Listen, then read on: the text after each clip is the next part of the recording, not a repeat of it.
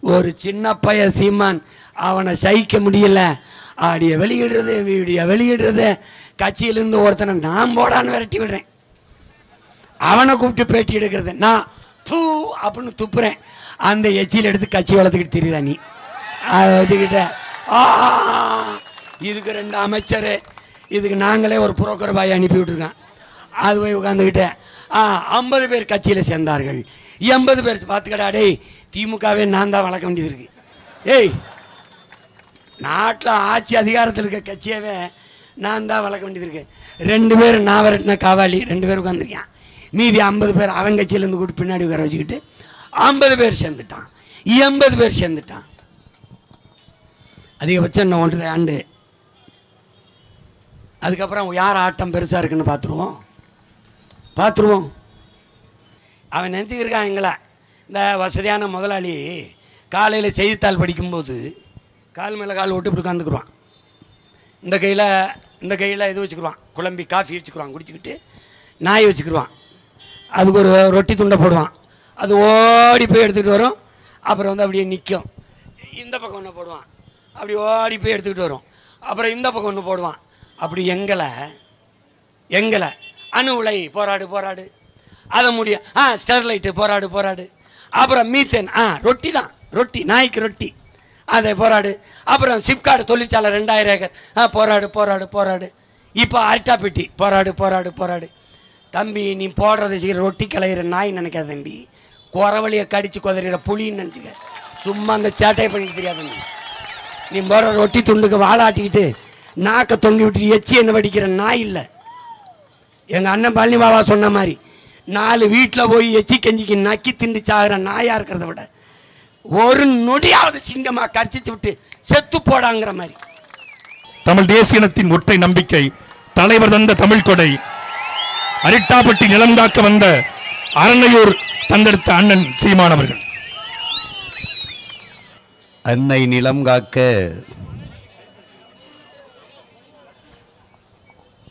ஆர்ப்பாட்டத்தில் பங்கேற்றிருக்கிற என் அன்பு சொந்தங்கள் அனைவருக்கும் என்னுடைய வணக்கம்.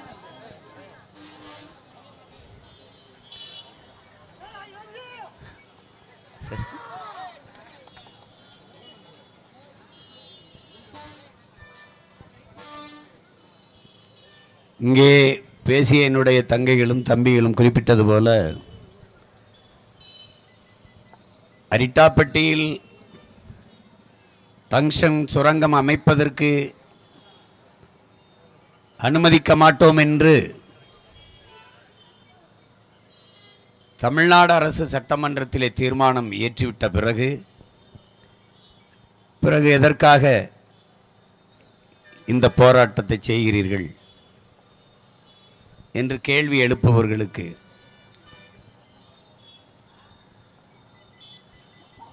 பல தீர்மானங்களை பார்த்து ஏமாந்த இனத்தின் பிள்ளைகள் என்பதாலேயே இந்த தீர்மானத்தையும் நாங்கள் நம்பாமல் இந்த களத்திலே நின்று போராடி கொண்டிருக்கிறோம். என் தங்கை அனீஸ் சொன்னது போல,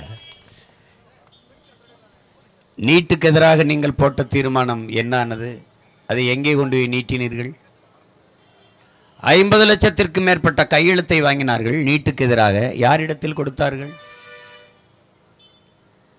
யாரிடத்தில் கொடுத்தீர்கள் என்று இங்கு யார் கேட்டார்கள்? எங்களை தவிர. ஆன்லைன் ரம்மி விளையாட்டுக்காக, தொலைக்காட்சியில் நடக்கிற அந்த சூதாட்டத்திற்காக எதிர்த்து தீர்மானம் நிறைவேற்றினீர்கள். என்னானது?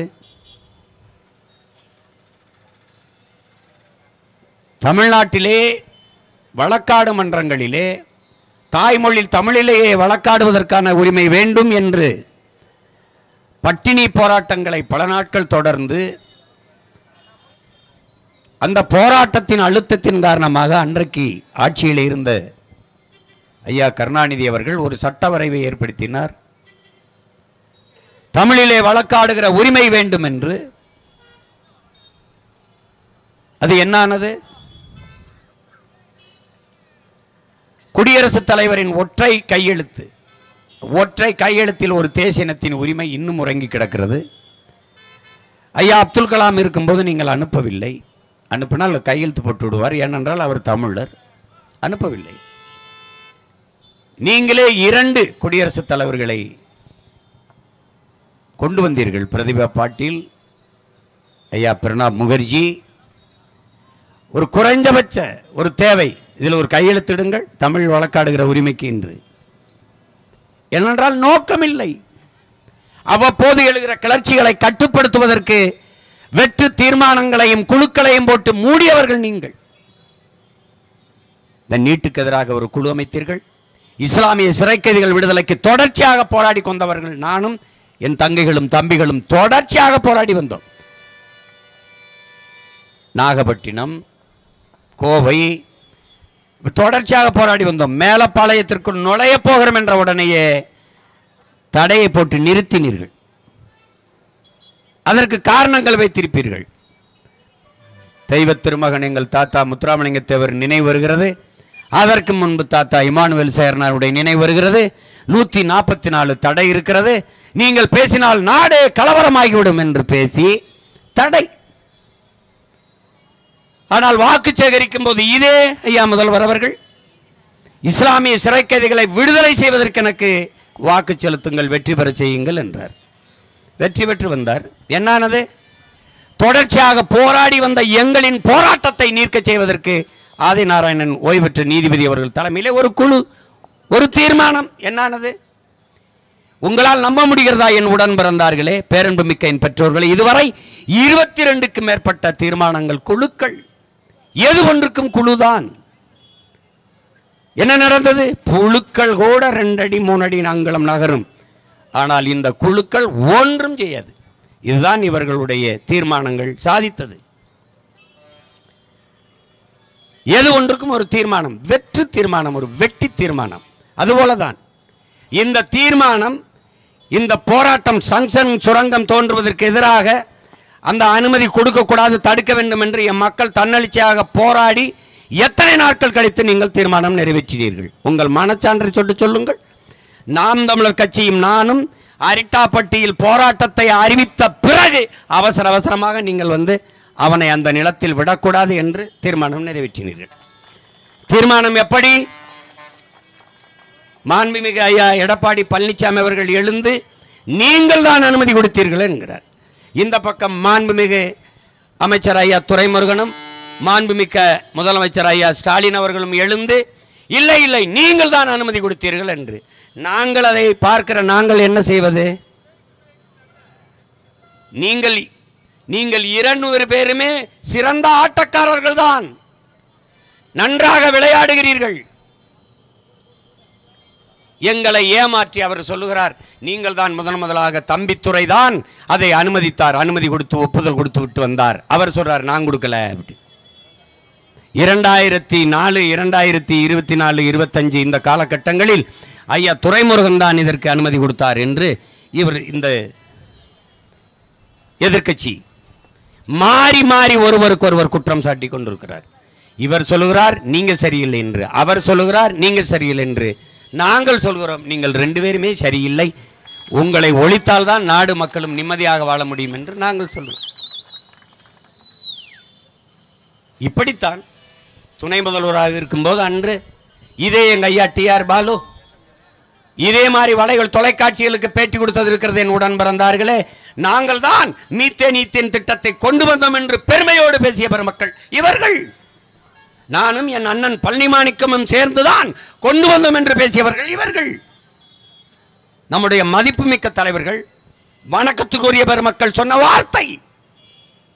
அன்றைய துணை முதல்வராக இருந்த மதிப்பிற்குரிய ஐயா ஸ்டாலின் அவர்கள் கையெழுத்திட்டார்கள். கேட்டால் ஆய்வு செய்கிறோம் என்று சொன்னார்கள். அதற்காக கையெழுத்திட்டேன் என்று. மக்களின் போராட்டம் பேரெழுச்சியாக வெடித்த பிறகு தெரியாமல் கையெழுத்திட்டு விட்டேன் என்று சொன்னார்கள்.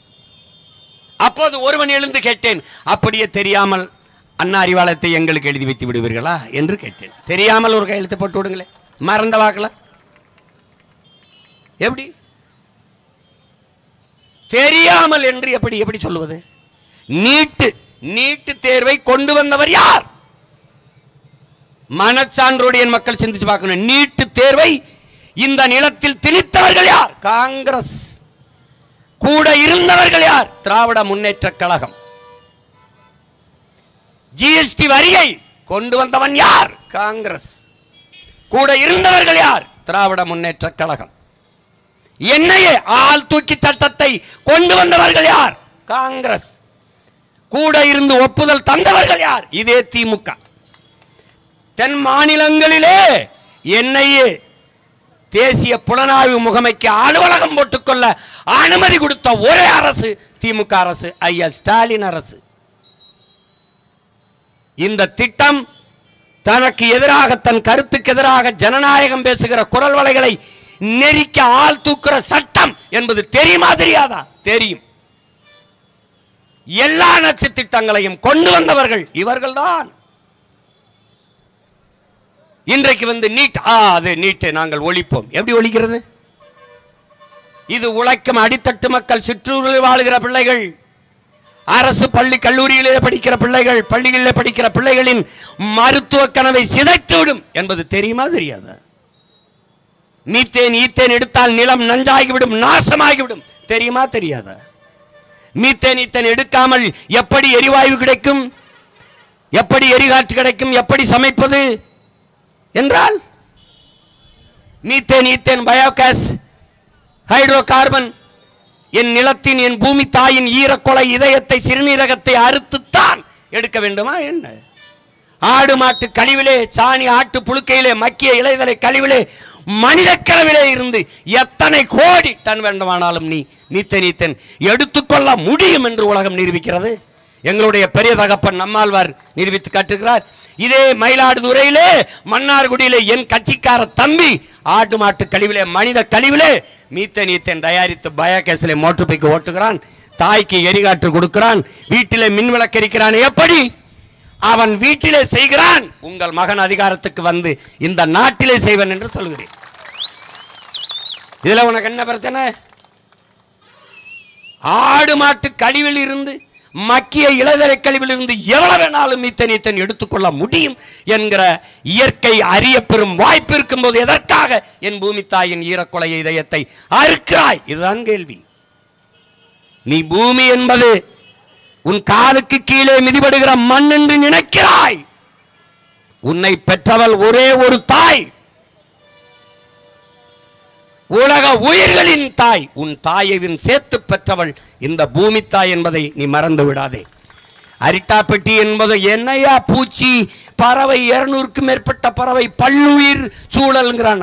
ஐயா, பூச்சி இல்லைனா உனக்கு என்ன, வண்டு இல்லைனா உனக்கு என்ன, கொக்கு இல்லைனா என்ன, கழுகு இல்லைனா என்ன, ஆந்தை இல்லைனா என்ன, தவளை இல்லைனா என்ன, நண்டு இல்லைனா என்ன, பாம்பு இல்லைனா என்ன, இது எல்லாம் இல்லை என்றால் நீ இல்லை. காக்கை செத்தால் நீ பார்க்கிறாய், யானை செத்தால் ஒரு செய்தி, புலி செத்தால், சிங்கம் செத்தால் ஒரு செய்தி, அதையெல்லாம் நீ பார்க்கிறாய். ஒரு நாள் இவையெல்லாம் இல்லாவிட்டால் நீ செத்து போவாய். பார்க்க ஒருவனும் இருக்க மாட்டான். உலகம் உன்னுதில்லை தம்பி, ராஜா நன்றாக விளங்கிக்கொள். இந்த பூமி உன்னுடையது அல்ல, இது பல கோடிக்கணக்கான உயிர்களின் உடைமை, அதில் நீயும் ஒருவன். பரிணாம வளர்ச்சியிலே கடைசியாக வந்த இந்த மானுட பிசாசுகளால் தான் இந்த பூமிக்கு இவ்வளவு பெரிய பேரிடர் என்பதை, பேராபத்து என்பதை பிரான்ஸ் நாட்டின் மண்ணியல் பேரறிஞன், ஆய்வறிஞன் சுசுமுகோன சொல்லுகிறான், கிளாடு பூரிங்க சொல்லுகிறான். பிரான்ஸ் நாட்டின் மண்ணியல் ஆய்வறிஞன், ஆதியிலே நாம் பசிக்காக வேட்டையாடினோம். பழங்காலங்களிலே காய்கனிகளை தின்றோம், கிழங்குகளை உண்டோம், விலங்குகளை வேட்டையாடி தின்றோம் பசிக்கு உணவாக. அப்போதெல்லாம் நம் தாய் கன்னிகளியாமல் கற்போட இருந்தால், காடு காடுகளாக, மலைகள் மலைகளாக, ஆறு ஆறாக, அருவிகள் அருவிகளாக அப்படியே இருந்தது. ஆனால் இவர்கள் பண வேட்டையாடத் தொடங்கினார்கள். பசி வேட்டையை விட்டு பண வேட்டையாடத் தொடங்கினார்கள். நம் தாய் கற்பழிக்கப்பட்டு விட்டால், 18 வயதிலே பாட்டியாகிவிட்டால், மரண படுக்கையில் கிடக்கிறாள். ஓடி வாருங்களே அன்பு மக்களை காப்பாற்ற என்கிறார் பிரான்ஸ் மண்ணியல் ஆய்வறிஞன் கிளாடு பூரிங்கு. இன்றும் இருக்கிறான். அதைத்தான் உங்கள் பிள்ளைகள் சொல்கிறோம். அன்பு மக்களே, உன் இடத்தினை உறுதி செய். இது என் இடம், இது என் நிலம், இது என் தாய் நிலம், என் மண். அரிட்டாப்பட்டி என்பது ஒரு கிராமம் அல்ல, என் அன்னை நிலத்தில் ஒரு அங்கம். அதை கவனத்தில் வைத்துக் கொள்ளணும். இருக்க இடத்தை உறுதி செய், உன் இனத்தினை முன்னிறுத்து. இது என் நிலம், என் இனம், நாங்கள் தமிழர்கள். இருக்க இடமற்றவன் அனைத்துலகம் பேச அருகதையற்றவன். என் வாழ்விடத்தை இழந்துவிட்டு அமெரிக்க ஏகாதிபத்தியமே, ரஷ்யாவே என்று பேசுவது போல ஒரு வெட்டி பேச்சு உலகத்தில் எதுவும் கிடையாது. நீ நிலத்தை இழந்தால் பலத்தை இழப்பாய். ஈழத்து பாவேந்தன் புதுவை ரத்னதுரை பாடியதை என்னரும் தம்பி தங்கைகளே உங்கள் உள்ள சுவற்றில் இதயத்தில் ஆழமாக பதிவு செய்யுங்கள். என் அருமை மக்களே, உங்கள் தாய் நிலத்தை பேரன்பு கொண்டு காதலியுங்கள், நேசியுங்கள். உங்களை பெற்ற தாயோ 10 மாதம்தான் உங்களை வயிற்றிலே சுமக்கிறாள். ஆனால் இந்த பூமி தாய் உங்கள் வாழ்நாளின் கடைசி நொடி வரை சுமக்கிறாள். அதனால் உங்கள் தாயினும் மேலானவள் இந்த பூமி தாய். நீ தாயின் மடியில் இருந்து கீழே இறங்கி முதலடி வைத்தது அவள் மடியில் தானேங்கிறான். நீ கீழே இறங்கி முதல்ல காலை வைத்தது இவள் மடியில் தான். இறந்த பிறகு நீ புதைந்தோ எரிந்தோ சாம்பலாவதும் இவள் மடியில் தான். ஆகையினாலே என் அன்பு மக்களே, உங்கள் தாய் நிலத்தை பேரன்பு கொண்டு காதலியுங்கள்ங்கிறான். ஏன்? நிலத்தை இழந்தால் நீங்கள் பலத்தை இழப்பீர்கள், பலத்தை இழந்தால் உங்கள் இனத்தை இழப்பீர்கள். ஆதலினால் என் அன்பு மக்களே, உங்கள் தாய் நிலத்தை பேரன்பு கொண்டு காதலியுங்கள்ங்கிறான். எங்க போவ? ஈழத்தில் அடிச்சு விரட்டுனா இன்னொரு தாய் நிலம் உனக்கு. அது உன் தாயின் நிலம் என்பது கூட உனக்கு தெரியாது. ஏதோ தேவையில்லாம ஏதோ பேசிக்கிறான் ஈழம்ன்ற. அங்க அடித்து விரட்டினான், அகதியாக வந்து நிற்கிறாய் என்று ஒரு காணொளி பார்ப்பாய். ராமேஸ்வரம் முகாமில் 17 ஆண்டுகளாக இருக்கிறேன், எனக்கு இந்த நாட்டில் ஒரு உரிமையும் தரவில்லை என்று ஒருவன் ஆளுகிறான் முட்டிக்கால் போட்டு மாவட்ட ஆட்சியருக்கு முன்னாடி. அகதியாக நிற்கவாவது உனக்கு ஒரு இடம் இருக்கு.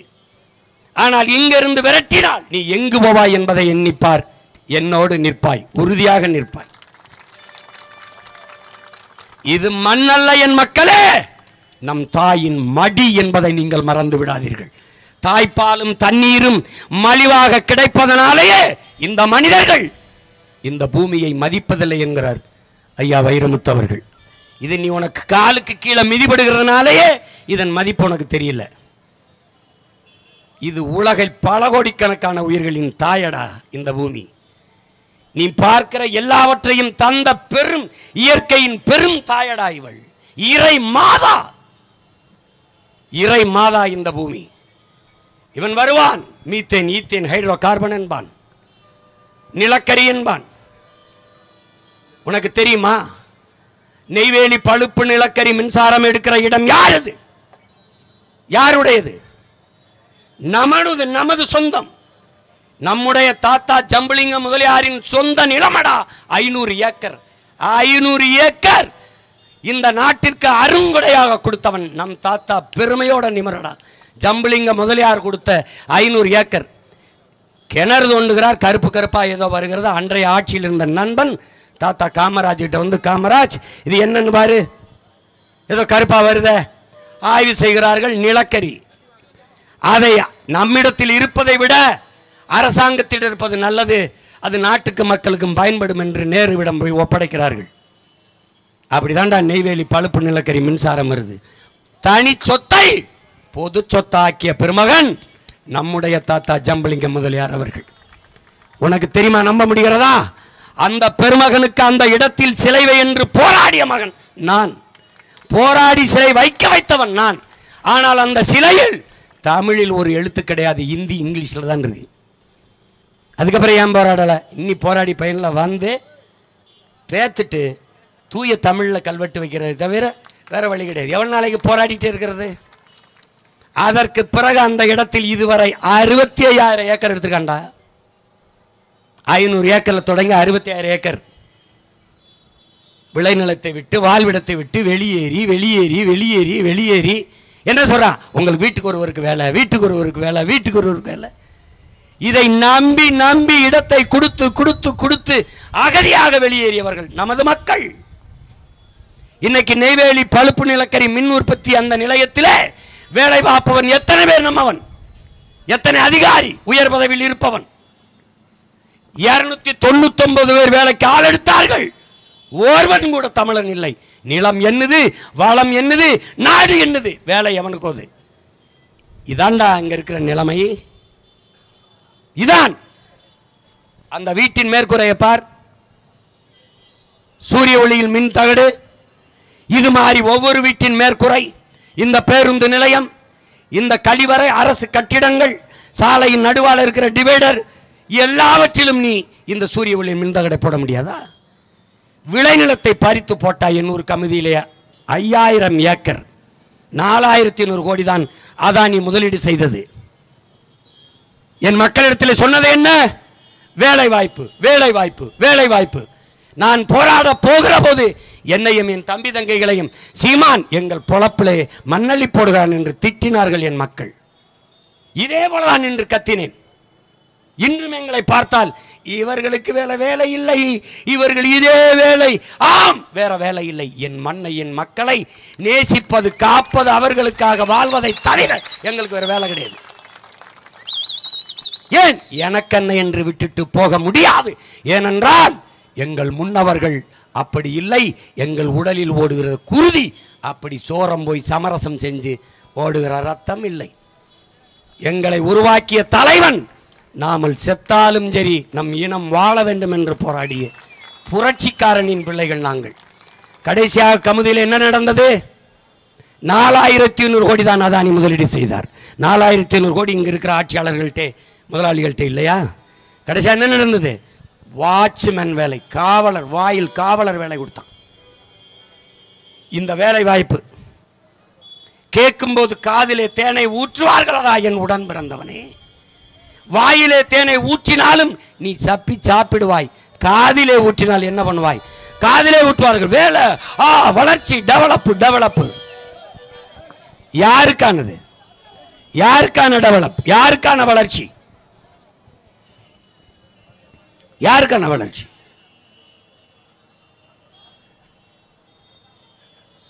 அரிட்டாப்பட்டியிலே அங்க போராட அனுமதி தரல, இங்கேயும் தரல. உங்க தீர்மானம் போட்டிருக்கு. அதையும் மீறி புயல், பெரும் மழை, அதையும் மீறி நீ போராடுகிறியே என்று சொன்னார்கள். ஏன் இந்த போராட்டத்தை ஒரு அடையாள போராட்டமாக தொடங்க காரணம் என்னவென்றால், என் அன்பிற்குரிய தம்பி தங்கைகளே, அருமை சொந்தங்களே, எங்கள் நிலத்தின், எங்கள் வளத்தின், எங்கள் இடத்தின் முக்கியத்துவத்தை, நாங்கள் போராடுவதின் முக்கியத்துவத்தை உணர்த்துவதற்காகவே அரசின் தீர்மானத்தையும் தாண்டி இந்த நிலத்திலே நிற்கிறோம். உங்கள் தீர்மானத்தை ஏற்கிறோம், ஆனால் இந்த தீர்மானத்தை நிறைவேற்றி கொடுத்தால் மதிக்கிறோம், நம்புகிறோம். ஏனால் பல தீர்மானங்கள் வெற்றி தீர்மானமாக இருந்ததால் நாங்கள் நம்பி ஏமாற தயாராக இல்லை. இம்முறை ஏமாற தயாராக இல்லை. 40 நாடாளுமன்ற உறுப்பினர்கள் வைத்திருக்கிறீர்கள்.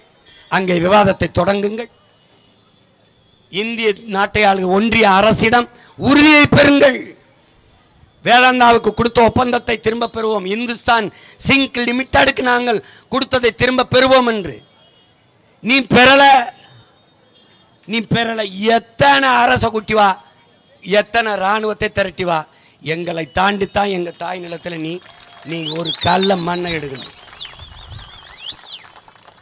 இந்த முன்னாடி இருக்கிறவன் தான் நினச்சிக்கிட்டு இருக்காத. நினைச்சு கூட்டினு வச்சுக்க, நீ ஸ்தம்பிச்சு போயிடுவ. நீ என்னை கட்டுப்படுத்த முடியாது. எங்கள் நிலத்தில் ஒரு பிடி மண்ணை அந்நியன், என் அன்னையின் மடியிலே, என் தாயின் மடியில் இன்னொருவன் தலை வைத்து படுப்பதா, அதை தடுத்தாக வென்று போராடிய புரட்சியாளன் பிள்ளைகள் நாங்கள். தாயிடம் காக்க செத்து விழுந்த மான மறவர்களின் வாரிசுகள், பேரனும் பேத்திகளும். எவனுக்கு ஐரோப்பிய ரத்தம் ஓடவில்லையோ அவனெல்லாம் என்னோடு வா என்ற அறைகோள் விட்டு அழைத்த மாமன்னர் மருதிருவர்களின் பேரனும் பேத்திகளும் நாங்கள். கணவன் இறந்த பிறகு கைம்பெண்ணாக வீட்டிலே இருக்காமல் படை திரட்டி போரிட்டு இழந்த நிலத்தை மீட்ட மானமரத்தி வீரப்பெரும்பாட்டி வேலுநாச்சியாரின் பேரனும் பேத்திகளும் நாங்கள். உன் துப்பாக்கியின் தோட்டாக்கள் என் ஆட்டு புழுக்கைக்கு சமமடா என்று முழக்கமிட்ட அழகுமுத்துக்கோனின் வாரிசுகள், அவனுடைய பேரனும் பேத்திகள். பண்டார வன்னி எனும் பெரும்பிடுகு முத்தரை எனும் தீரன் சின்னமலை என்ற பெரும்பாட்டனும் போரிட்டும் ஆண்டம்மன். எதற்காக? இந்த நிலத்தில் வெள்ளையன் ஒரு விடி மண்ணை தொடக்கூடாது என்று. அதேதான் அவன் பிள்ளைகள் இந்த நிலத்தில் இந்த கொள்ளையன் ஒரு விடி மண்ணை கூட தொடக்கூடாது என்பதற்காக நிற்கிறோம். அவர்கள் ஆயுதம் ஏந்தினார்கள், அவர்கள் பிள்ளைகள் அரசியல் களத்திலே அறிவாயுதம் ஏந்தி நிற்கிறோம். எங்கள் பாட்டன்கள் ஏந்திய வேலுக்கும் வாளுக்கும் விட இல்லாத வலிமை இந்த பிள்ளைகள் ஏந்துகிற சொல்லுகளுக்கு இருக்கிறது. வேலுக்கு இல்லாத வலிமை எங்கள் சொற்களுக்கு இருக்கிறது என்பதை புரிந்து கொண்டு ஆட்சியாளர்கள் இந்த திட்டத்தை கைவிட வேண்டும். 7 பாறை மலைகள், 72 ஏரி குளங்கள், 200க்கும் மேற்பட்ட நீரூற்றுக்கள், என் தம்பி தங்கைகள் குறிப்பிட்டது போல சமண கோயில்கள், 60,000 ஆண்டுகள், 6,000 7,000 ஆண்டுகளுக்கு மூத்த வரலாற்று பெறும் அடையாளங்கள், கல்வெட்டுக்கள், பிராமி எழுத்துக்கள் எல்லாம் நிறைந்திருக்கிற என் அன்னை நிலம் அரிட்டாப்பட்டி. அது ஒரு சிற்று ஊரல்ல, என் இனத்தின் வரலாற்று பேராவணம். 2 ஏக்கரை பல்லுயிர் பாதுகாப்பு இடம் என்று வெட்டுக்கு அறிவித்து விட்டு இங்கே வந்து எடுங்கள், இங்கே நல்ல டங்ஷன் இருக்கிறது என்று அறிவித்தவர்கள் இவர்கள்தான். இதைவிட கொடுமை அப்படியே போய், அப்படியே விருதுநகர் சிவகாசி எல்லாம் தாண்டி போய் பழனிக்கு போய் இது மாலிட்டோன்னு ஏதோ ஒன்று இருக்குதாம்மா, ஒரு கனிமம், அதை அடுத்து அதை போய் தோண்டப்படுறது. இங்கிருந்தே மேக்னசைடில் மாலிட்டோனியம், அந்த மாலிட்டோனியத்தை எடுக்க போகிறதான். இவங்க இங்கே மட்டும் அரிஸ்டாபட்டியில் மட்டும் இல்லை உடன் பிறந்தவர்களே, வள வேட்டையாடியவர்கள் இவர்கள். உலகெங்கும் இவர்கள் வகுத்த கொள்கை உலகத்தை வர்த்தகமாக்கி உலகத்தையே சந்தையாக்கியவர்கள். சந்தை பொருளாதாரத்தை ஏற்றுக்கொண்ட நாடுகள் இந்த நாடுகள். நைஜீரியா, சோமாலியா, அதுள்ள இந்த நாடும் சேர்ந்துருக்கு. எல்லாம் வள வேட்டை. இப்போ சிரியாவில் என்ன பிரச்சனை? எண்ணெய் வளங்களை வேட்டையாடி வந்தவன். எல்லாம் வள வேட்டைக்குத்தான். சூழியலின் தாய் வங்காரி மாத்தையா சொரா பாருங்க, உலகெங்கும் போர்கள் வள வேட்டைக்காக நடந்ததுதான். நிலப்பிடிப்பல்ல, வள வேட்டைக்கும் எல்லை விரிவாக்கத்துக்கும் தான். இப்படி பல நாட்டு தலைவர்கள் கொல்லப்பட்டிருக்கார்கள். வள வேட்டையாடும் போது அதுக்கு எதிராக இருக்கிறவன் என் நாடு, என் நிலம், என் வளம், என் மக்கள், அவர்களுடைய நலன் என்று பேசி எல்லாரும் கொல்லப்பட்டிருக்கிறான். சதாம் ஹுசேன், மம்மர் கடாபி, அதிபர் முபாரக்கு, கடைசியாக நம் தலைவரை வீழ்த்த வேண்டிய தேவை. அவன் என் நாடு, என் மக்கள், என் நிலம், என் வளம் என்றான். அவனுடைய மகன் சீமானும் அவன் தம்பி தங்கைகளும் இந்த நிலத்தில் இது என் நாடு, என் நிலம், என் வளம், என் மலை, என் காடு, என் கடல், என் ஆறு, என் அருவி என்று சண்டை போடும்போதெல்லாம் அவன் ஒரு வார்த்தை வச்சிருக்கிறான், fascist, Tamil chauvinist, Tamil separatist, Tamil terrorist. அதெல்லாம் கேட்கும்போது எனக்கு ஒரு திமிரும் ஒரு நிமிர்வும் வருது பாரு. அப்படி வரும்போது நான் தமிழ் சாவனிஸ்ட் என்று சொல்லும்போது நல்ல தமிழ் தாய்க்கும் தமிழ் தகப்பனுக்கும் நாங்கள் எல்லாம் பிறந்திருக்கிறோம், எங்கள் பிறப்பில் ஐயமில்லை என்பதை காட்டுகிறது. அதனால் பெருமக்களே, இன்றும் ஒரு முறை சத்தமாக, இன்னும் ஒரு முறை சத்தமாக, இன்னும் ஒரு முறை சத்தமாக சொல்லுங்க. எங்க அண்ணன் கவுண்டமணி சொன்ன மாதிரி மார்க்கா மார்க்கா சொல்லு, மாதிரி மார்க்கா மார்க்கா மார்க்கா மார்க்கா சொல்லுங்க. சொல்லிக்கிட்டே இரு. எத்தனை நாளைக்கு நீ? இவர்களுக்கு வேலையே இதுதான். இந்த அதிகாரங்களின் அன்பு மக்களே நமக்கானதல்ல, உள்நாட்டு வெளிநாட்டு பெரும் முதலாளிகளுக்கானது. அவர்களுக்கு நீங்கள் அறிந்து கொள்ள வேண்டும். உங்களுக்கு கல்வி சேவை, நமக்கு மருத்துவம் ஒரு சேவை, நமக்கு குடிநீர் விநியோகம் ஒரு சேவை, சாலை போடுதல் பராமரித்தல் ஒரு சேவை, நமக்கு மின் உற்பத்தி விநியோகம் ஒரு சேவை, போக்குவரத்து நடத்துவது ஒரு சேவை, விண்ணூர்தி நடத்துவது ஒரு சேவை, துறைமுகம் கட்டுவது ஒரு சேவை, வானூர்தி நிலையம் கட்டுவது ஒரு சேவை. ஆனால் இதெல்லாம் உலக வர்த்தக அமைப்புக்கு, WTO என்கிற வேர்ல்டு ட்ரேட் ஆர்கனைசேஷன் என்கிற அந்த உலக வர்த்தக அமைப்புக்கு இவையெல்லாம் ஒரு தொழில். அவனுடைய கொள்கை முடிவு இதையெல்லாம் ஒரு தொழில். தொழில் செய்வது அரசின் வேலை அல்ல, இது முதலாளிகளின் வேலை. எனவே முதலாளிகளை இந்த வேலையை செய்ய ஒப்பந்தம் கொடுத்துவிட்டு கையெழுத்தை போட்டு அவர்கள் கொடுக்கிற கமிஷனை வாங்கி கொண்டு கம்முனும் இருக்க வேண்டும். இதுதான், இதனால தான் இவர்கள் தலைவர்கள் அல்ல, தரகர்கள் என்று நான் சொல்ல காரணம் இதனால் தான். இவர்களுக்கு வேண்டியது தலைவர்கள் அல்ல, தரகர்கள் தான். இந்த மண்ணை, மக்களை பேரன்பு கொண்டு காதலிக்கிற தலைவன் வருகிற வரை இந்த தரகர்களின் ஆட்டம் இருக்கும். 2026 நாம் ஆடுகிற ஆட்டத்தில் இந்த தரகர்களின் கொட்டம் ஒடுங்க வேண்டும். அரிட்டாப்பட்டி மக்களுக்கும் பக்கத்தில் இருக்க மீனாட்சிபுரம் மக்கள், சுற்றி இருக்கிற கிராம மக்கள், இந்த இடத்திலிருந்து உங்கள் மகன் சொல்லுகிறேன், சங்கம் வைத்து தமிழ் வளர்த்த என் தமிழ் தாயின் மீது ஆணையிட்டு சொல்கிறேன், உங்கள் மகன் இந்த நிலத்தில் இருக்கிற வரை, நாம் தமிழர் என்கிற அரசியல் பெரும்படை புரட்சிப்படை இருக்கிற வரை என் நிலத்தின் வளத்தை சூறையாடுவதோ, நிலத்தை எடுத்து நச்சாலைகளை நிறுவதோ நடக்காது, நடக்காது. இது என் தாய் மீது, தாய் தமிழ் மீது, என் தலைவன் மீது ஆணை. நீ எடுத்து பார்ப்போம். எனக்கு வழக்கு, எனக்கு சிறை, எதை பற்றியும் கவலை கிடையாது, எதை பற்றியும் கவலை கிடையாது. உயிரை கொடுத்தவர்கள் எங்கள் இன முன்னோர்கள், என் நிலத்தை காக்க. நாங்கள் தமிழர்கள் என்ற உணர்வை கொடுத்து களத்தில் நிற்கிறோம். எங்களை வீழ்த்துவது என்பது அவ்வளவு எளிதல்ல. இந்திய நாட்டை யார் ஆள்வது என்கிற தேர்தலுக்கே 36 லட்சம் தமிழ் மக்கள் தேடி நாள் கொடுத்த ஒரு மைக்கு சின்னம், அதுக்கு வாக்கை செலுத்தி அங்கீகரிக்கப்பட்ட மாநில கட்சியாக என்னை உயர்த்தியிருக்கிறார்கள் என்றால் தமிழ்நாட்டை யார் ஆள்வது, யாருடைய ஆட்சியின் கீழ் மானமிக்க தமிழ் மக்கள் வாழ்வது என்ற தேர்தல் நடக்கிற போது எங்களை வீழ்த்துவது என்பது அவ்வளவு எளிதில்லை ராஜா.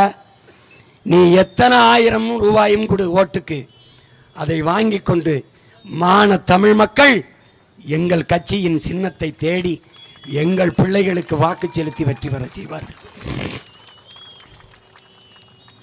அறிவார்ந்த தமிழ் சமூக மக்கள்,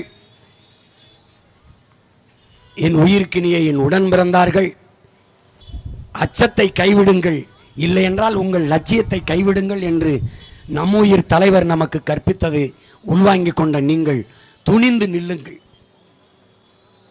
துணிந்து நில்லுங்கள். நாம் கொள்ளையடிக்கப் போகவில்லை, கொலை செய்ய போகவில்லை, திருடப் போகவில்லை, ஊரான் நிலத்தை அபகரிக்க செல்லவில்லை. நம் தாய் நிலத்தை அபகரித்து விடக்கூடாது என்பதற்காக தடுக்க வந்திருக்கிறோம்.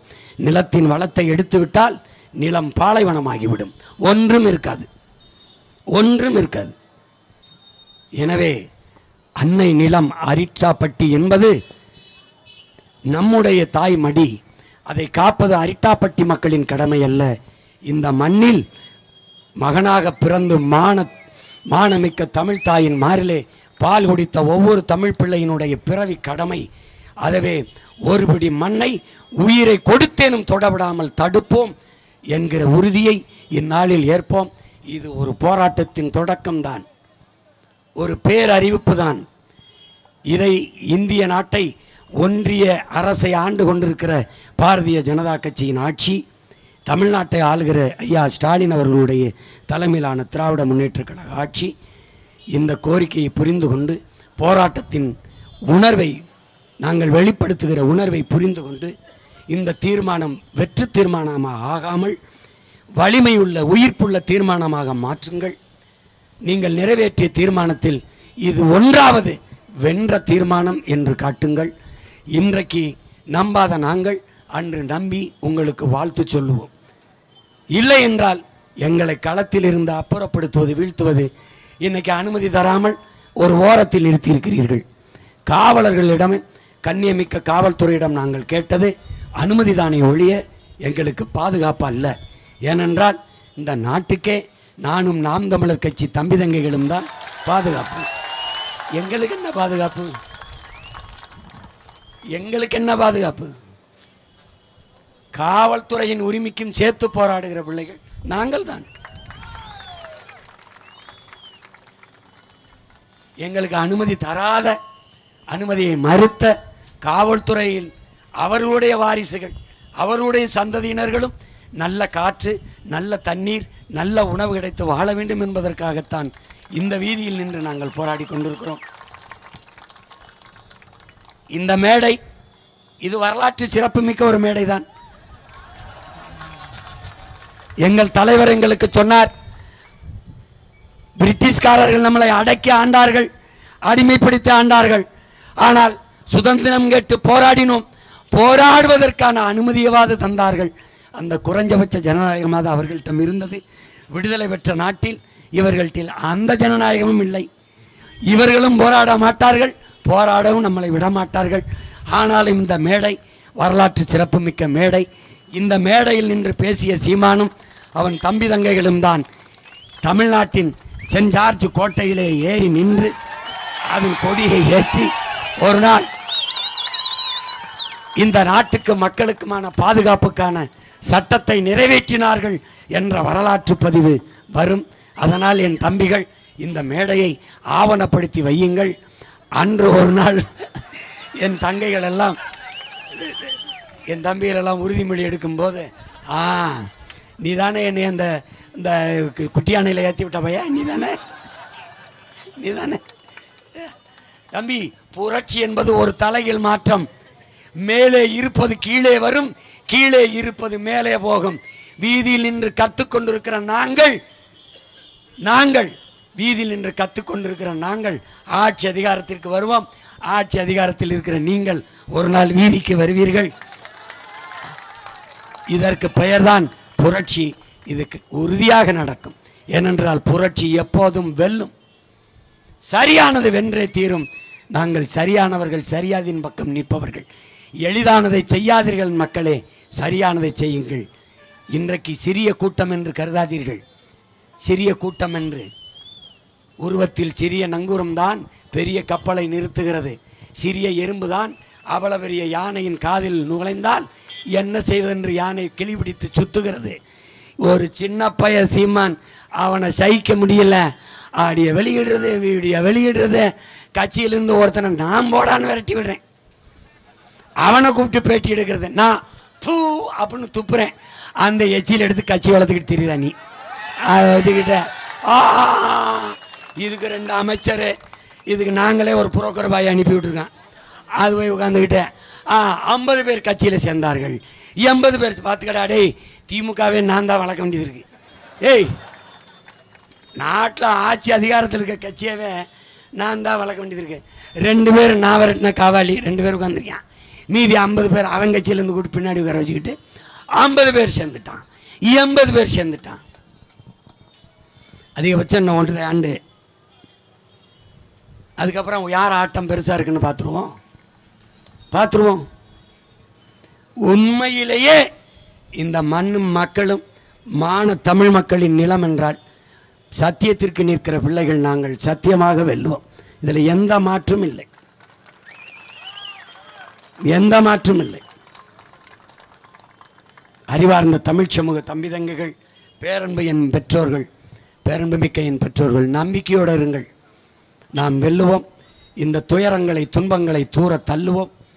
அரிட்டாப்பட்டி அல்ல, அன்னை தமிழ் நிலத்தில் எந்த நச்சுத்திட்டங்களையும் நுழைய விடாமல் உங்கள் பிள்ளைகள் தற்காத்து நின்று போராடுவோம். இந்த உறுதியை இந்த நிலத்திலிருந்து உங்களுக்கு தருகிறேன். 4ஆம் தமிழ்ச்சங்கம் வைத்து தமிழ் வளர்த்த என் பாட்டன் பாண்டித்துரை தேவர் மீது ஆணையிட்டு, பாண்டிய நெடுஞ்செழியனின் மீதும் ஆணையிட்டு உறுதி தருகிறேன். இந்த நிலத்தில் ஒருபடி மண்ணை கூட உங்கள் பிள்ளைகள் எங்களை தாண்டித்தான் தொட முடியும். இந்த போராட்டத்தின் கோரிக்கையை ஏற்று ஆட்சியாளர்கள் கவனத்தில் எடுத்து அரிட்டாப்பட்டியில் டங்ஸ்டன் சுரங்கம் அமைப்பதை கைவிட வேண்டும், கைவிட வேண்டும், கைவிட வேண்டும். நன்றி, வணக்கம். நாம் தமிழர்.